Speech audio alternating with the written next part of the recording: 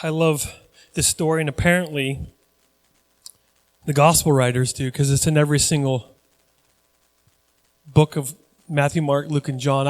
It's a very convenient tool in my office. It's a book, and it takes all the gospel stories, and it kind of does parallel, so you can see what's in what. And it was a good tool when I was in college studying. And I love this. I really, and I hope you don't have to, if you don't like this series, then you can just go, whatever, it's fine. But I hope that you enjoy getting to go through the Gospels. I'm not going through every little literal story. Like, for example, in a chapter or two, Jesus is going to calm another storm. We've already talked about that, but this one, he walks on water. I love that one. We already know the story.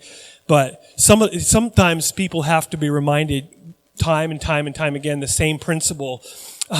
But what I'm doing is I'm going through the book chapter by chapter, and throughout the week I'm going, okay, Lord, what are you speaking to the church right now? And the reality is, I love what we're reading. I love this story, and I've been a Christian a long time. How many of us have been Christians a long time? Okay, how many of us know everything about Jesus? Okay, the reason is there's a lot of stuff in the Gospels you go, well, yeah, I already know that about Jesus. But if you read it with fresh eyes, if you have an open heart, open mind, open ears to hear what God has for you, you will read the Gospel and you go, wow, I love that about Jesus. Like today, the number one word that sticks out to me, and if you're taking notes, the word is compassion. And I love it because I read this story, and it's a very familiar story. It's well read. Every gospel story has it. But it teaches us so much about who Jesus is. And I've had conversations with non-Christians, and they claim that God is a petty, he's mean, he's evil. If God really exists, why does he let this happen? And there's some questions we can go through that. By the way, we talked about this when we were in our small group this last Wednesday, is God can handle when we're praying, he can handle those, I've heard it called rated R prayers. I'm not going to say rated R prayers, but they're just they're raw, rated R, raw, right? They're just, we speak to God like, David in that one of the Psalms, he was just, I pour out my complaints to God. Most of us, if I was to physically say this, and I'm going to, how you go to your boss and you go, I have a complaint to talk about, and you run and hide, right? Right? You hide behind something, or you go to your employer.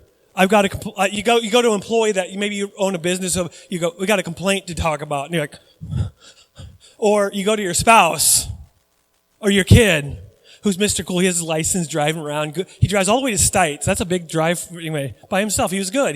The car is in one shape, and so is he. That in that order. He gets home. I go looking at the car like. He was good. He was good. But I love this story, but I do want to mention a few important stories really briefly, just a sentence of what we're missing since last week's story. Last week's story was an important story. I will never be the same again. In other words, the demon-possessed man, what was the demon's name? Do you remember? Anybody remember? Legion. Why? Many. Thousands, maybe. We don't know exactly. But I like to think, because it makes the story it's already graphic, it's already extreme, but I like to even make it more extreme. Like this guy, the one guy who's living in caves with the dead people, okay, and he was naked apparently, foaming at the mouth, yelling, screaming, and he comes out there and he comes in contact with the living God. His name's Jesus, and Jesus delivers him. And how is he at the very end of the story? He is calm. He is himself. He's not an animal anymore, basically. He's back to human and who God created him to be. That is who God created you to be. And if maybe you're not demon possessed, but you're like, but I'm struggling, you go run to Jesus like he did. And he's going to heal you and deliver you, all that kind of stuff. So since that moment, there was a few things that happened that's very important to get to the story we're at today. Number one is, and this is interesting, Jesus and his disciples go to Jesus' hometown, because apparently he had a home base, and he had someone's home that he lived in while he went, if he needed to camp out a little bit. And he went to town. What has he been doing this entire time in the book of Mark? He's been preaching. He's been healing people. He's been delivering people. He's been doing all sorts of different stuff. And he goes to this town, and what do they do?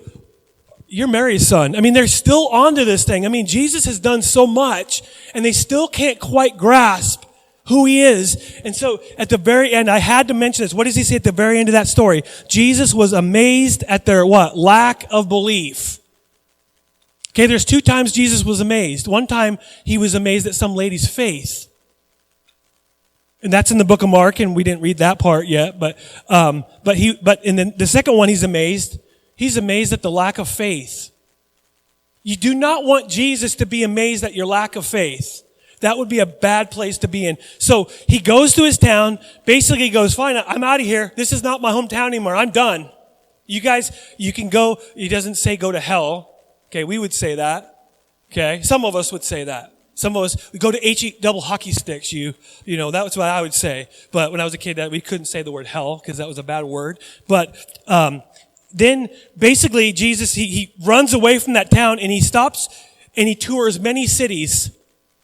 And then he goes, I'm going to need a little bit of help here. He looks at his disciples and he goes, 2 by 2 by 2, and he goes, I'm giving you the authority to do ministry. I'm giving you authority to do what I've done.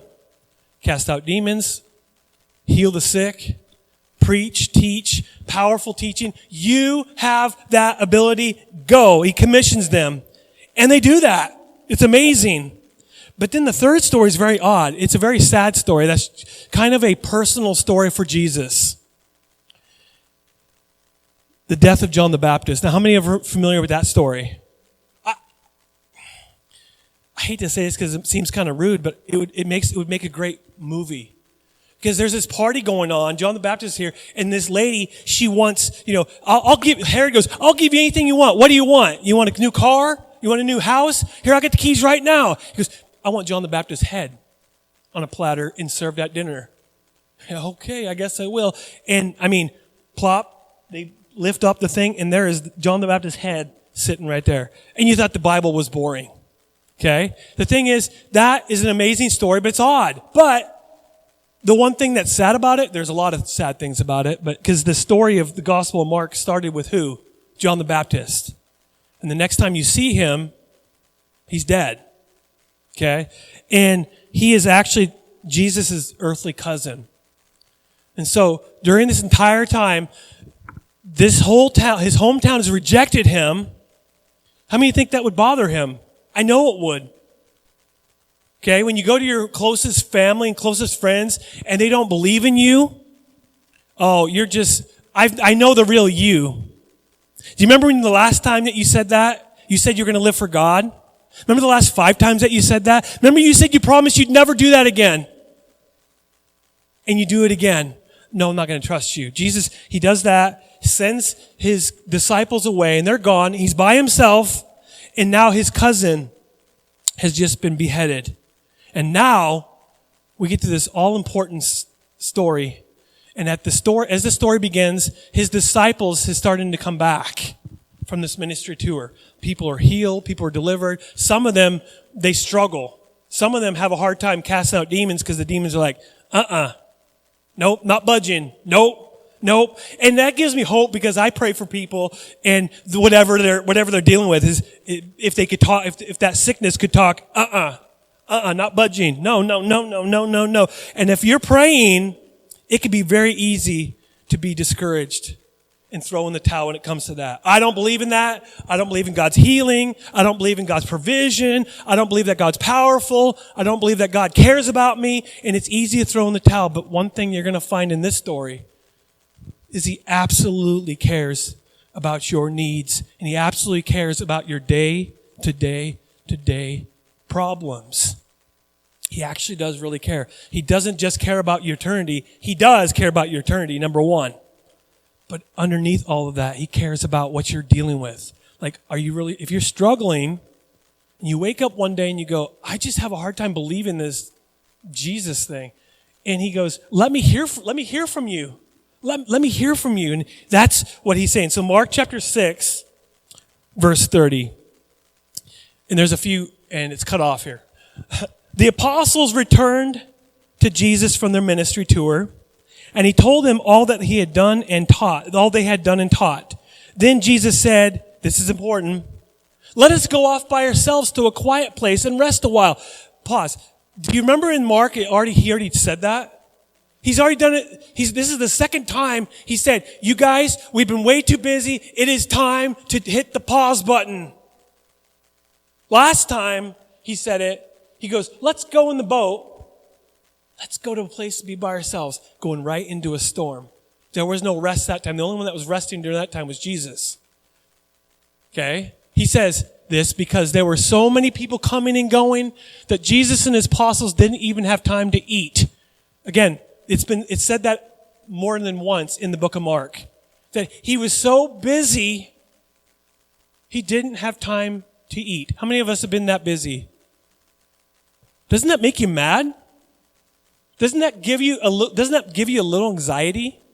Like I am so busy that I can't even take a breath. You know what I like about Wednesday nights the most? Other than getting together with the guys, it's and I said this a few weeks ago, but it's so true in my life. It is a collective deep breath. It really is. And it's right in the middle of the week, and I'm sitting there going, and we all need that. We need it more than just having a Bible study. That's important, but it's more than that. It's just a collective deep breath because most of us, we're running around with a chicken with his head cut off. I'm not talking about John the Baptist's head. That was horrible, but we're running around like we're crazy, and we just need it. And he knows that. So they left by boat for a quiet place where they could be alone. But, say but, this but in the Bible makes me mad. It really does. I mean, Jesus. No, first of all, hold on. How many of us would make, if you're literally Jesus and you're the Messiah, how many of us would make a good Jesus?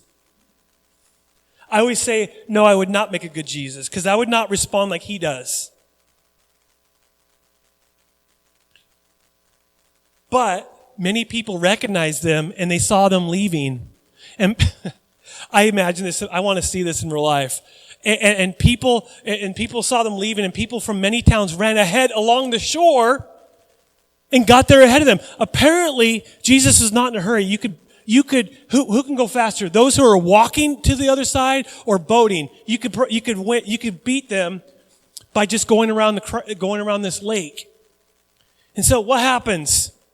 They beat them to the other side. Jesus saw the huge crowd, and as he stepped out of the boat, says Joel saw the huge crowd as he stepped from the boat, he had anger. That's what I would say. Get out of here. I'm resting. We're tired. I'm hungry. Peter, did you get the food? No, John was supposed to get it. No, which one got it? How come no one is planning this thing? But I would be frustrated at the very least that I can't even get a moment's rest. How many of you know that the more you go, the less healthy you are? Physically, it makes me sick to think about it. But emotionally, mentally, and spiritually, you can't be healthy by just... try doing a marathon and sprinting a marathon for the rest of your life. You cannot slow down. What's going to happen to your body? You will die. I'm not kidding. You'll die. Keep going. You'll die. More likely, you'll fall and hit your head or something like that. Okay? But he wasn't angry. He had what? Compassion. Everybody say compassion. He had compassion on them because they were like sheep without a shepherd. They're just wandering. They're aimless. They're clueless. Left to their own devices, they're going to die. And you go, what's that really mean? They are not believers yet. Because all they want is something from Jesus. That's it. Gimme. It's like being a kid in a candy store. When I was a kid, I'd go to a candy store. The best thing that we would go is when I was a kid, we'd go to Hallmark. It was by the Safeway. When I was growing up at, and there was this huge aisle of Jelly Belly jelly beans. You know, Jelly Bellies are like the extreme good. Like you can't have, everything else tastes like soap compared to that. It's like popcorn, juicy pear, chocolate pudding, dog food. There's one that's dog food. Dirty socks, that kind of thing. Not kidding. There's those little, it's supposed to be like a trick to play on your friends. You know, earwax. Spoiled milk. We did that one time when Hayden was little. That's the only one that made me gag. But anyway, I'm going on a tangent because it's having fun here. But you know, it's like going to a kid at a candy store. Like my mom would say, hurry up and pick something. What flavor? I'll grab the whole thing of that. She goes, get a bag and fill it up. I'm like, and this is like what sheep, I mean, they just want something. Give me my food. Give me this. That's all. I mean, that's what they are. They are sheep without a shepherd. So he began teaching them many things. And in the afternoon, his disciples came to him and said, hey, Jesus, this is a remote place and it's already getting late. Send the crowds away so they can go to the nearby farms and villages and buy something to eat. In other words, stop the church service, kick them out really quick. But Jesus said, you feed them. And with what? Here you can have a piece of lint. Okay? How many of us have snacks with us right now? Go ahead, in your purse or something. You have any snacks? Nobody have. How many has maybe a mint? A Tic Tac, right? Piece of gum? At least you prepared for that a little bit. I didn't even prepare for that. So if I was really hungry, I'm in trouble. But with what? They asked. We would have to work for months to earn enough money to buy food for all these people. Jesus says, how much bread do you have? Go and find out. Okay, what is Jesus doing here, first of all? Do you think Jesus knows how much bread they have? Of course he does. This entire thing is a setup for Jesus to teach his disciples to trust him. Because even when they find the food, there's not even enough for me, let alone for the crowd. Okay, there's enough for me, but, you know. Okay, they came back and reported, we have 5 loaves of bread and 2 fish. How many people are there, do you remember? 5,000 plus. 5,000 men, probably 5,000 women, and maybe 10,000 children. That's a lot of people. I'm sorry, but even a little piece of fish and a little crouton is not going to be enough to feed this crowd. You get this, sorry, we went to 5 people and it's already gone. So they're legitimately confused, like, what's going on?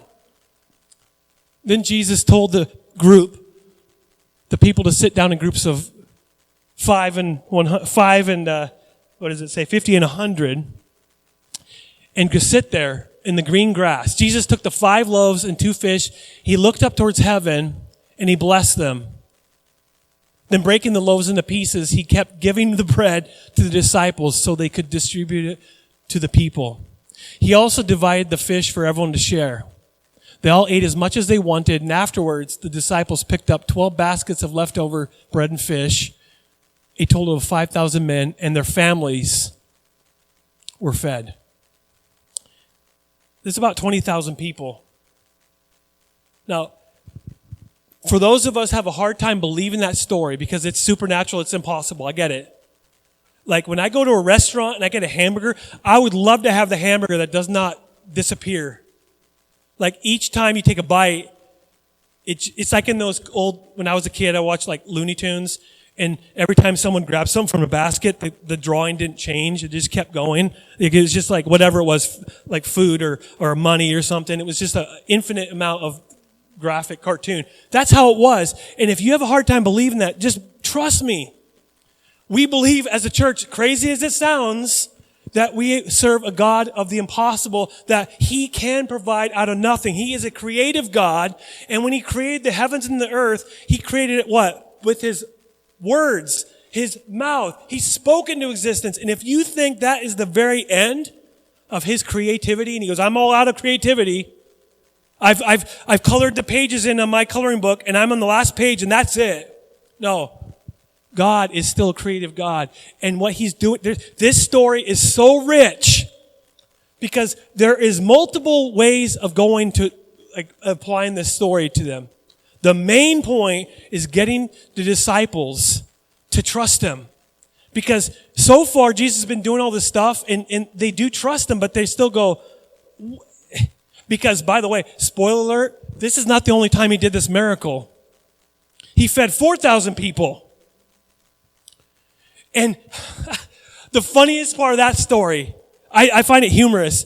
Jesus says, you go find the food. Where are we going to find it? You stupid person, you. Really, let's go back into our brain just a few months before that, or a year before that, and see, what did Jesus do last time? Oh, okay, let's go find some fish and some bread. Let's go find something. This one, listen to me. Jesus, he is a provider. This is huge. This story comes right after the death of John the Baptist. And in the story of John's death, Herod holds a feast. In this story, Jesus holds a feast. That's very, very, there's a reason why they put it together, okay, that Mark did. Because Herod held a feast. The feast was for the rich. The feast was for the powerful. The feast was for it was for the influential. It was to impress them. Herod was going, I want to show you how wonderful I am. I'm King Herod, and I'm such a wonderful person. And here I am. Here's my palace. Look at how extravagant it is. King Herod, evil, evil, evil, wicked, horrible, nasty, horrible, it's horrible. But the feast was not for the same people that Jesus held the feast for. Jesus held this feast for the lowly. They were the helpless. He wasn't there to impress the crowd at all. He was there to serve. He was there to serve. And when I would say, no, I don't want to serve. Because by the way, I want to throw something out there. If you've ever served, if you've ever done ministry, if you've ever poured out of yourself 100%, it is tiring. It's exhausting. You have nothing left. And then by the time you're empty and you're going, I'm going to drag myself to my house and go to bed. And then you get there and 50 people are there and you go, I just want to go to sleep.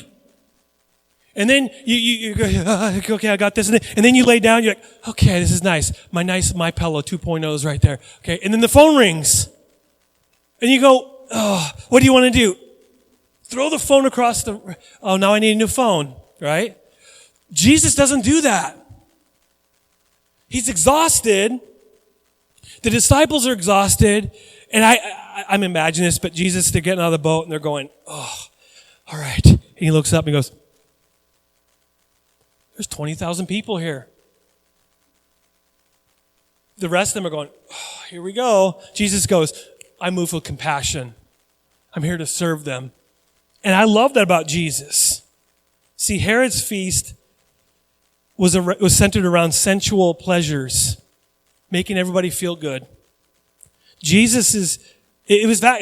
fact, his entertainment during the party was downright evil, killing John the Baptist and beheading him just for entertainment. Jesus parallels that and he says, I'm having this feast for these lowly people who cannot pay me back. And his whole reasoning behind it is compassion. So there's a few points here that we glean from this story that I really want to focus on as we get into this and finish this. But the number one thing is Jesus is driven by compassion as the good shepherd. Some of us would think he's driven by pity. Like, oh, poor people, poor, pitiful people. No, that's not why. He legitimately sees the people as helpless, hopeless. They're wandering around, they're aimless. And he goes, I have compassion for these lost people, and they need somebody to steer them in the right way. See, a subplot to this story is the idea of rest, hitting the pause button. But things happen in your life. Interruptions happen. Sometimes those interruptions are divine interruptions. When you're ready to be done for the night and you put your feet up and the phone rings, who is it now? Right? Anybody ever say that when the phone rings? Come on. No. Come on. Right. No. Never. Who is it? Hello? I love you. Yes. No. Come on. Because when you answer the phone, you could call right. Back in the day, you could prank call people and do that kind of stuff. And is your refrigerator running? It is. Well, then go and catch it, right? No, you can't do that anymore. But when the phone rings and you're ready to put your feet up, many times it's a divine appointment. God is putting right in your lap a need. And so the subplot is rest. So you got to deal with that. That's my side point, and this is not my main point, is that if you're not getting enough rest, you can't be healthy. You can't be spiritually healthy. So we can go that whole other time, talk about the Sabbath and that kind of thing. And the Sabbath was a gift from God to man, and that's why he gave it to us. But the main point is not that. He is actually compassionate. If this were me, I would not be driven by compassion. I'd be driven by annoyance. And I have this whole conversation right here. I came here to relax and chill out by the lake, maybe go fishing, but these people just need something. Why can't they leave me alone? You ever said that before in your whole life? Yeah. All of you, he's talking to this crowd, if it were me, all of you have become an interruption to my agenda. And that's huge. Is that my phone? Just kidding. Sounds like mine. We all have an agenda. Whose agenda really matters? Listen, this might seem kind of rude, but my agenda compared to God's agenda matters zero. Really, Pastor? I am at a place, I want what God wants in this community way more than, I want what he wants more than my own agenda. Because if you're like me, your agenda doesn't work all the time. Your agenda isn't always Christ-centered and Christ-honoring.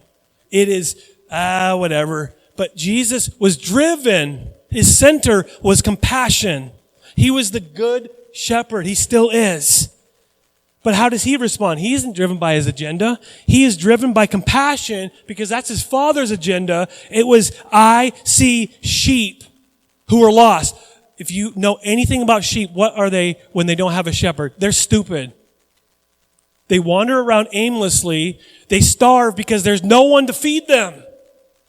Because they can't do anything themselves. If they're out of the pen, why does the shepherd have to go run after the sheep by themselves, leave them in the pen? Because it's very dangerous out here by themselves. There's the enemy can attack, thieves. People can, that sheep, that's worth a lot of money. I'm going to grab that sheep. Come on, right? And you run away.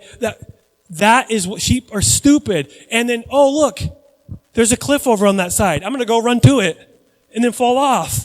Why is that? Because they're stupid.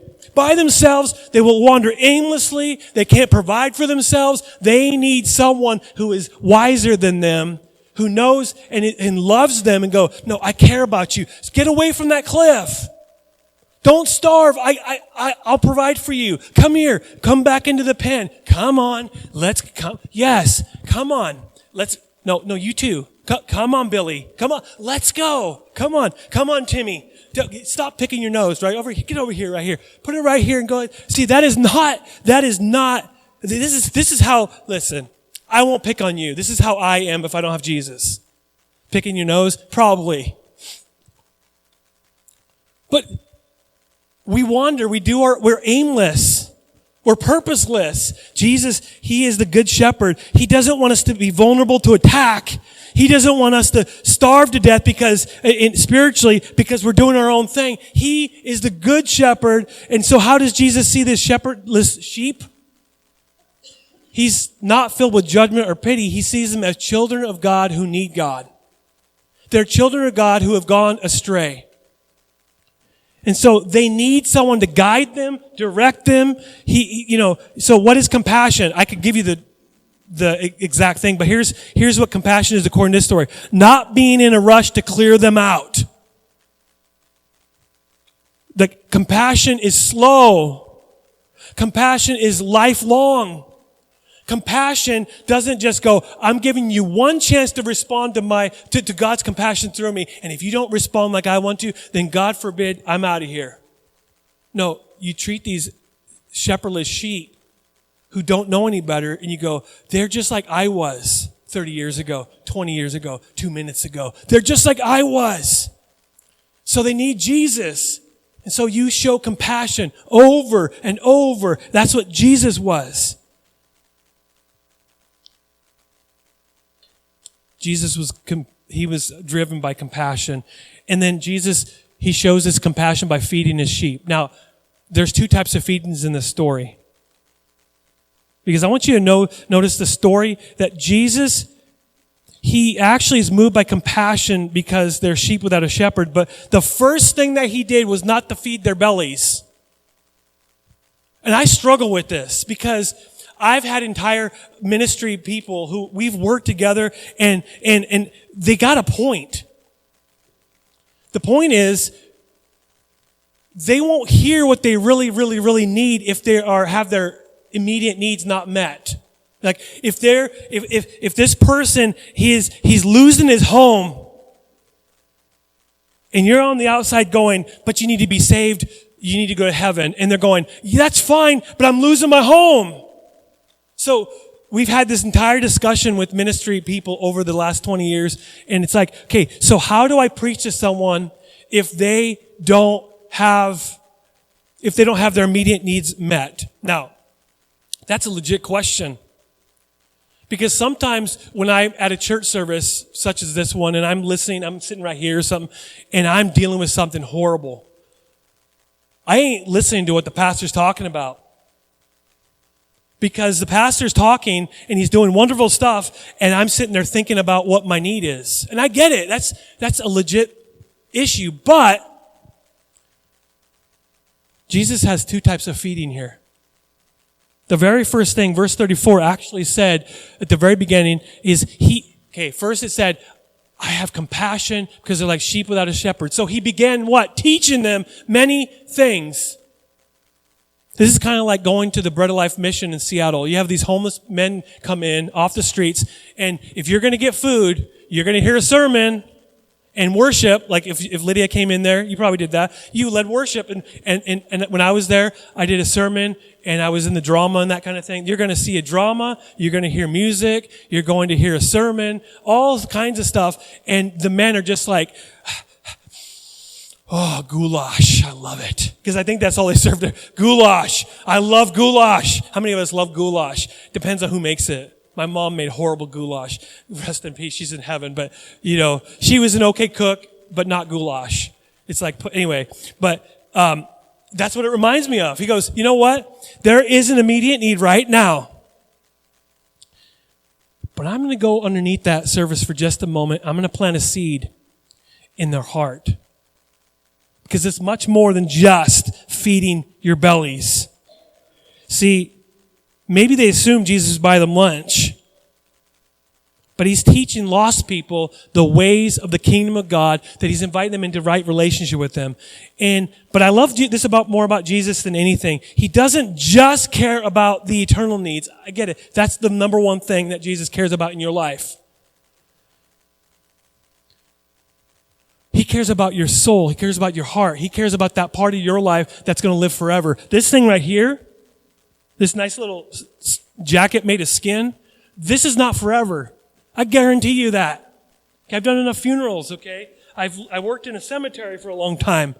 I mean, when I was in college, I worked in a cemetery. I know this is not permanent. But what's permanent is my relationship with God.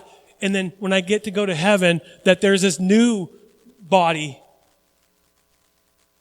But what I love about Jesus is he doesn't just care about that part. He actually cares about your day-to-day needs. And I want to say to you, if you're here and you struggle with this, like, God, do you even care about, I know you care about heaven, that's fine, but do you even care about this? Do you care about my relationship with this person? Do you care about my finances? Do you care about my job? Do you care about my lack of job? Do you care that I'm in a job that I don't like? Do you care that I'm in a job that I am stuck in and I'm not going anywhere in it, yet this is it? Do you care about that? Here's my quick answer. Yes.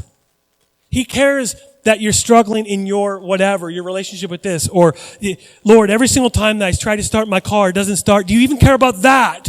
Absolutely. He cares about that. So I want to say to you, allow Jesus to be your provider. Trust him. Let him guide you. Let him open up doors of blessing to you. But that what we need to do is we've got to trust him. If we don't, and we're just looking at our physical eyes, we're like, okay, Lord, I'm looking for you wherever, and you can't see it yet. You lose heart. Jesus is saying, don't lose heart. Trust him. Trust him. Number 3 is my most important part here. Because not only does Jesus care about compassion, Jesus calls his followers to compassion too. How many of us have ever met Christians who are lacking a little bit compassion? Don't raise your. How many of us are those Christians who lack compassion? See, the reason why many non-believers are non-believers is because of Christians that they don't show compassion. And it's like a battery, it's like the battery level on this thing. Once it goes down, you can see it go down on this little marker here. If my compassion level is down to 1 bar, how do I fill up the compassion tank? I go run to Jesus. I say, Lord, help me. I need compassion, because Jesus calls his followers to compassion too. The disciples say, where in the world are we going to find this food? Jesus says, you provide it. Okay, let's see. He goes, go find the crowd. And they go into the crowd and they gather up this food. And in the book of Mark, we don't know who it is. We don't know if it's 5 people, but the book of John is very nice because it tells us who it is. Does anybody know who had the sack lunch? A little boy. Man, I forgot to get a sack lunch with some goodies in it. We were driving to Lewiston, that thing. I wanted to get some goodies and throw them out, treats or whatever, to people. But the disciples go out there and there's one little boy, according to the book of John. Because I think John was paying attention a little bit more than the rest of them. Like, who counted the people? I think it was John. Okay? Who's going to count 5,000 men? And after you get done with the men, you're like, the rest of them don't count. We're just going to let it go. But they go and they see this boy who I guarantee was his mother, who, here, if you're going to be with Jesus today, here, have a sack lunch. Because that's what my mom would do. Like, you need to prepare. The rest of them are like, whatever. The disciples were like, whatever. And I love that story. I love the story about the little boy because he didn't have enough to provide for everybody. There's impossible. If Jesus didn't get involved in this, he could just hold up his lunch and just show off. Look what I have, but you guys are going to watch me eat. You ever watch those TV shows? People, like, they're making a hamburger. It's like dripping with, like, grease. Oh, man. I'm having a revival in my stomach right now. But the thing that I really understand about this story is I hold on to things that Jesus could be using right now because I know it's not enough to really make a huge impact. And what are you holding on to that Jesus is asking you to use for his kingdom? Why? Because God's called this church, among many churches, all churches, to reach out to the lost, to have compassion towards the lost. We must give to God what we've been holding on to. And he's going to multiply it and use it to change someone's life. In fact, here's a little confession to say to God when you need to. Lord, I don't have a lot, but here it is. Use me. I don't have a lot. How many of us have too much money? How many of us have too much talent? I'm just so gifted. I don't even know where to begin. No, we're like, okay, I don't have enough money. My talent is just this much. And we think, it's not my talent and my lack. I have I have $1. I have $1. What's that really going to do? You put that in the hands a God who can multiply your gift, even though it's a little. It can do a lot, but it has to begin with faith and trust. And last but certainly not least, it is Jesus' compassion is always more than enough in your life and in the life of other people. As we close, I really want you guys to understand what Jesus is really saying here. Here he's saying it right here. My compassion is extravagant and sacrificial. My compassion is extravagant. It's worth a lot. It's overboard. And it's sacrificial. And Jesus is asking you, is that the type of compassion that you have? Where your compassion, you're stepping outside of your needs right now, and you're saying, I care more about their needs right now than I do about mine. Because I'm sure that the disciples needed a nap.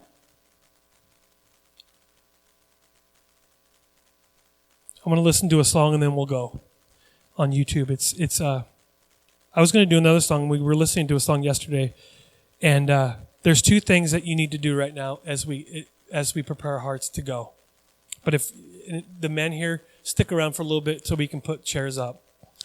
But number one, all of us need to experience the compassion of the Lord right now. Every single one of us. You need to get to a place that you're experiencing the compassion. And then number two, let us find the people who need compassion, who need the gospel. But for just 4 minutes with this song, it's from the band Crowder, and it's called God Really Loves Us. And take a moment just to allow the Lord to pour into your heart compassion. Because people who lack compassion is usually because they don't experience compassion. And so let's experience compassion right now.